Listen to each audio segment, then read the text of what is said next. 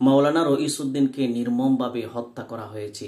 দড়ি দিয়ে গাছের মধ্যে বেঁধে নির্মমভাবে অকথ্যভাবে তাকে শহীদ করা হয়েছে। এমনকি এই কাজের সাথে যারা জড়িত রয়েছে তাদেরকে আইনের আওতায় আনার জোর দাবি জানাচ্ছে। এমনকি রইসউদ্দিনকে হত্যা করার পিছনে প্রশাসনের লোক পর্যন্ত জড়িত রয়েছে। একটি ভিডিওর মধ্যে দেখেছি পানি হাত দিয়ে তার মুখের সামনে নিয়েও পানি তার মুখ থেকে কেড়ে নেওয়া হয়েছে। এই যেন 61 হিজরিতে এজিদের দল যেমনিভাবে ইমাম হুসাইন রাদিয়াল্লাহু তাআলা আনহুকে পানি পান করতে দেয় নাই, এরকম নির্মমভাবে মাওলানা রইসউদ্দিনকে নির্মমভাবে তারা শহীদ করেছে।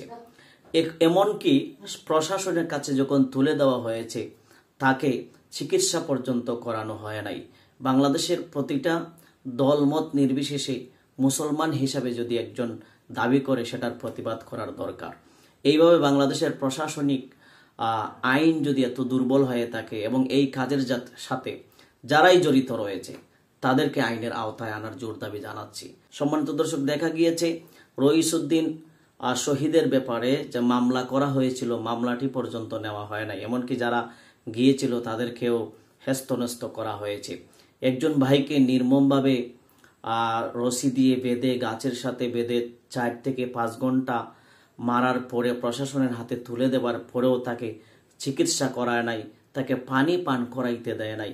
তাহলে বুঝে নিতে হবে এদের সাথে প্রশাসন যারা রয়েছে, পুলিশ কর্মকর্তা, তারাও জড়িত রয়েছে এবং তাদেরকে সঠিকভাবে আইনের আওতায় আনার জন্য জোর দাবি জানাচ্ছি এবং এই কাজের সাথে যারাই জড়িত রয়েছে তাদেরকেও আইনের আওতায় আনার জন্য জোর দাবি জানাচ্ছি। আর না হয়তো বাংলাদেশের মুসলমান আবার 26শে এপ্রিল যেমনিভাবে প্রেস ক্লাবের সামনে গণজোয়ারের ডাক দিয়েছিল, আবার বাংলাদেশের সুন্নিমানা মুসলমানরা সেখানে প্রতিবাদের রোল তুলে দিবে এবং সারা বাংলাদেশকে অচল করে দিবে যদি এই রইসউদ্দিন হত্যার মামলার সাথে যারা জড়িত তাদেরকে আইনের আওতায় না আনা হয়।